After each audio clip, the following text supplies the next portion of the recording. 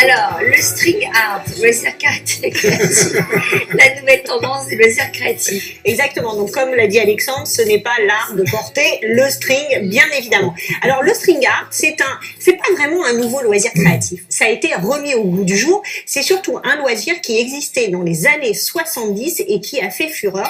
C'est un petit peu l'art de la corde, l'art du fil, l'art de tresser un fil sur des clous.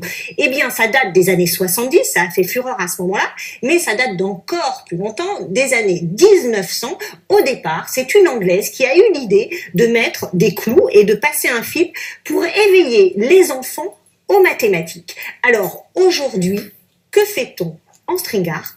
Regardez.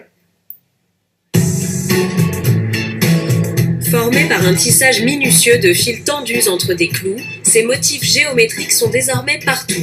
Les adeptes de loisirs créatifs en raffolent et les réseaux sociaux en redemandent. Le string art, ou art de la ficelle en français, est la nouvelle tendance incontournable en matière de décoration murale. Le string art, c'est un loisir créatif qui mélange le tissage et le bricolage. Ce sont des clous qu'on plante dans une planche et on tisse le fil tout autour de ces clous pour former un dessin, un modèle. Et ça vient du 19e siècle où on utilisait cette méthode pour les maths, pour faire des courbes, et ça a été repris seulement dans les années 60-70 pour faire de la décoration, pour décorer son intérieur, etc. En fil de coton, de chanvre ou de laine, le string art offre une grande diversité de couleurs et de formes. Côté pratique, cette technique est vraiment très simple. Il n'y a pas besoin d'être un bricoleur qui sait faire énormément de choses. Il faut juste un petit peu de bois, des clous, un marteau. Démonstration avec ce tutoriel facile à réaliser. Je vais vous montrer comment réaliser un cœur façon string art. Moi, j'ai imprimé un motif cœur. Vous pouvez aussi très bien le dessiner. Et ensuite, on va mettre le motif sur la planche de bois. Donc, j'ai pris de forme carrée. Vous prenez la forme que vous voulez. Et on va prendre les clous et les clouer sur nos petits repères qu'on a fait sur le dessin. Maëva doit d'abord planter 160 clous comme ceci, à égale distance les uns des autres. Étape suivante, je vais venir enlever délicatement le papier. Et après, on va venir tisser entre les clous de manière à former notre motif. Quand je mets le fil, je fais bien un tour entre les clous pour être sûr que ça tienne bien.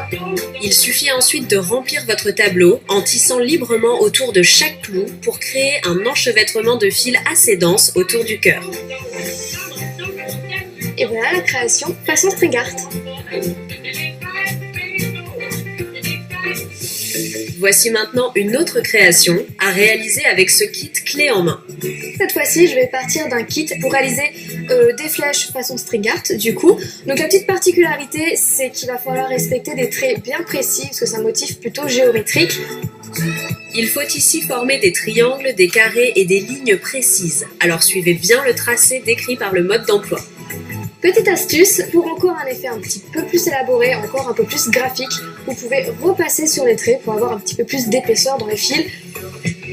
En moins de 10 minutes, notre blogueuse a pu réaliser cette création. Et que vous plantiez les clous vous-même ou que vous optiez pour un kit, le string art est accessible à tous, d'où son succès. Ça coûte absolument rien, on peut faire ça avec tout ce qu'on trouve chez nous. Et l'autre aspect aussi de ce succès, c'est que ça va vraiment avec la tendance actuelle.